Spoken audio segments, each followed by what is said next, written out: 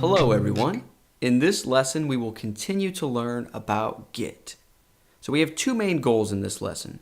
Number one, we want to grow our Git vocabulary. This just means we will learn about key terms and phrases that are used quite often in Git. And our other goal is to simply see Git in action. So I will share my screen and I will walk through a real-world example of using Git. All right, so let's get started. Here on my desktop, I have a folder named Most Advanced Site. It's a bit of a joke name. All that it contains is a single HTML file, a CSS folder with one CSS file. Okay, so here's what that looks like in a web browser. And let's imagine that the CEO of this amazing company and website has asked us to remove this line of text that says single page and to make this header orange. So in our text editor, we would simply open up the HTML file. We would delete that line of code that says single page. In the CSS file, maybe we'd add a rule that says target the H1, color orange, save it, refresh it. All right, so this is nothing new. This is not exciting. What we want to see is how Git comes into the equation. We know that Git can track changes made to our project files, so how do we make sure that the changes we just made get saved into Git's history? To answer that, we're going to take a quick vocab timeout. Okay, so first off, in Git, we don't call something a project, we call it a repository or a repo. A repository is where Git saves all of the data, all of the history, all of the changes that it tracks for a particular project. Okay, our next term is the working directory.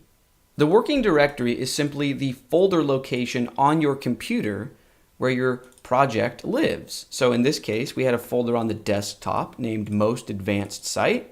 This is the working directory for this repository. So Git's job for this repo is to track any changes we make to any of the files within this folder. Okay, so our next term is commit. What is a commit? Well, Git doesn't save or store changes we make into its history until we actively commit those changes. You can think of a commit as a secondary save, right? So in our text editor, when we edit a file, we save it. We hit Command S or Control S, or we go to File Save. And that saves the files to our hard drive like normal. But with Git, nothing gets saved into Git's history database until we make a commit. Now, we will commit our changes in just a moment, but first, there's one last term we need to learn about. And that term is staging. In Git, before we are allowed to commit changes, we first have to stage our changes.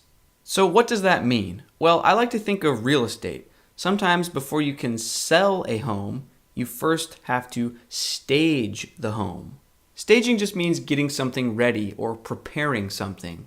Now in Git, staging is our chance to have fine-grained control on what we are committing. Here's an example. So let's say we are working on a larger project and we have made edits to 12 different files.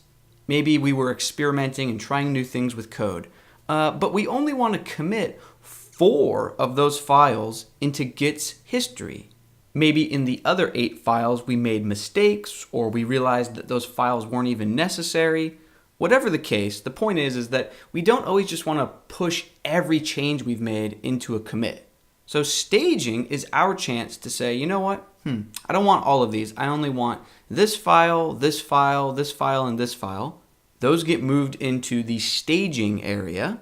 I take a second to review what I've staged. I'm happy with it, so I commit those staged files.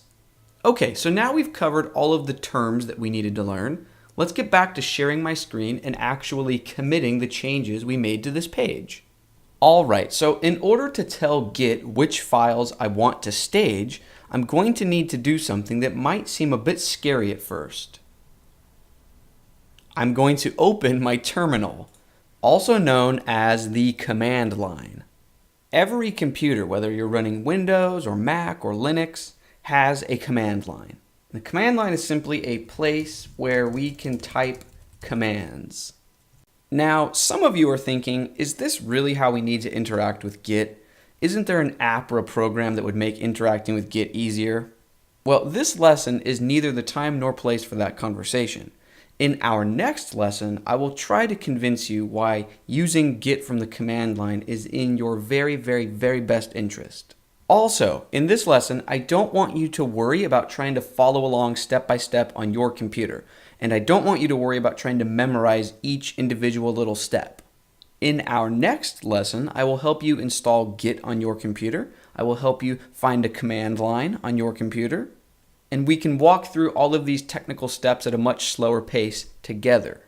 But in this lesson, I want you to sit back a bit, relax, and just try to observe the general flow of what's going on. Don't worry about memorizing everything. All right, so first, I want Git to give me a recap of what I've changed lately. So if I type Git and then a new word, status, Git status, Git lets me know that these are the two files that have been modified. Okay, so I know that I want to stage both of those files. Okay, so instead of having to pick which files I want to stage, I can just say git add. I want to add to the staging area. Git add -a. This will add all changes to the staging area. So now if I run git status again, Git tells us that, okay, here are your changes that are ready to be committed. These are the files that I had in mind. So this staging area looks good to me. I'm ready to commit it. So I just type git commit, and it's always a good idea to include a message with your commit. So I'll type -m and then a bit of a quote, and I will say made the header orange and removed a line of text. And we've successfully committed those changes into Git's history. The reason this is so nice is now, even if in the middle of the night, our cat sneaks onto our laptop and deletes all of our code and says, ha ha ha, cats rule. And they erase our CSS file and just say, purring and sitting in the sun. Okay, and we refresh and our hard work is gone. All we need to do is come into our command line and type git checkout, and our files are right back to the state that they were in when we made our last commit. And even if your cat is especially evil and deletes your files outright in the middle of the night, moves them to the trash, and your cat is even intelligent enough to empty your trash, and even close out your text editor, Git has still got us covered. So we just go over to the command line, git checkout, the files are restored. Okay, so now we know that the files in our repository are cat-proof, but are they disaster-proof? Meaning, if we accidentally threw our laptop into a pool of water or off the side of a cliff, would we be able to still access the files? Let's answer that question right now in the final section of this lesson, titled Push and Pull. Okay, so Git stores all of its history data in a hidden folder in the root of your Git repository. So, for example, in the project that we've been working on in this lesson, this most advanced site folder, Git actually has a hidden system folder that we can't see right now. And in that folder, it stores all of the commits, all of the changes, all of the history for our repo. Git stores all of this locally, meaning on your computer's hard drive. Now, if all of this data is only on your hard drive, that means a few things. Number one, if your computer blows up, your repository is completely lost. And number two, collaborating with a team of others is going to be pretty difficult considering only you have access to your computer. Now, we can solve both of these issues by hosting our Git repository on a server somewhere. This is exactly what the popular service named GitHub offers. There's a good chance you've heard of GitHub before. And really quickly, I want to point out that Git does not equal GitHub. GitHub is just one of many, many, many services that can host your repositories. GitHub just happens to be the most popular service, and it's also the one that we will be using throughout this course. Let's take our first super quick look at GitHub right now. So in a web browser, I'm just going to go to github.com and then From there, visit the particular repository or project that I want to work on. So here is the super advanced website. You will remember that name from the one we were working on earlier. So here's the GitHub overview page for this repository. You can see here are the files. Here's the index.html file that we edited earlier. You can even preview the code in the browser. But if we go back to the overview page and click on commits, we can see here are all of the commits in this project's history. And you will notice that the commit we made earlier in this lesson, where we made the text orange and removed a line, that's not showing up here in this list of commits. And that's because we committed that to our local copy of the repository, but now we need to take what's on our computer's hard drive, we need to take that Git repository and push it up to the server. So I will jump back over to my command line and I'll just type git push origin master. Again, don't worry about what I'm typing. We will learn about this in the next lesson. But for now, I type that in. And if we go back to GitHub and refresh this page, we see here is the commit that we worked on earlier. And if I click it, we can see the details. GitHub even tells us you changed 2 files. And if we scroll down, it even highlights in green the lines of code that we added, and it highlights in red the line of code that we removed. Now, the only thing that I want you to absolutely remember from the last minute is that what we just did is called a push. We took the repository that was on our hard drive and we pushed it up to the server. So now the server is up to date and has our latest changes.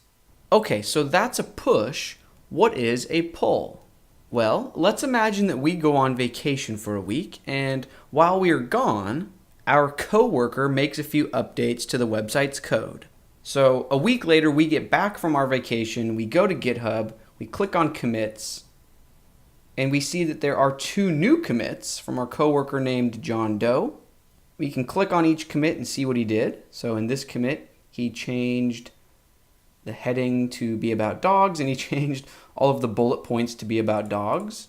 And in this other commit, it looks like he just swapped out a few new colors. Now, imagine that our boss asks us to remove the line of text about being very loyal. Well, the files on our computer for the website don't even contain the word loyal, because while we were on vacation, our files don't automatically get updated from the server. So what we need to do is pull in the latest changes from the server into our local repository so that we are working with the most updated files. So we head to the command line, and I'm going to pull. The keyword here is pull. Don't worry about any of the other syntax for now, but I'm just pulling in the latest changes from the server. We can see that the pull was successful. So if I go back to my web browser of my local copy of the site and I refresh, we see the color changes that our coworker made, and we also see this line of text that says is very loyal. So our boss wants us to remove that. So in our text editor, I'm just going to delete that line. Save it. That looks good. So now I want to stage that change. So let's do a git status. Yep, that's the only file that I want to add. So I'm going to do add it to the staging area. That looks good. So we want to commit that. Git commit. Our message will be removed line about being loyal. And then now that that's committed, remember we want to push that to the server. So git push origin master. We will review this syntax in the next lesson, so don't worry about that. But we're pushing it. Okay, now if we go back to GitHub, click on commits, here's the change that we just made. And that wraps up the basic Git workflow that you would use on a daily basis. Let's review what we learned in this lesson. We learned what a repository is. We learned that nothing gets saved into Git's history until we commit. And we learned that before we can commit, we have to stage our changes or stage our files. And we also learned that working with a server involves pushing and pulling. So we learned quite a bit. Now, in our next lesson, you will begin to get your hands dirty. So I will help you install Git on your computer, and we will work on command line basics. This is where things start to get fun, and I will see you in the next lesson. Thanks for watching this excerpt from my new Get a Developer Job course. I hope you feel like you learned something, and if you'd like to check out the full video course, there's a link to it in the description. Thanks again for tuning in, and I'll see you in a new video next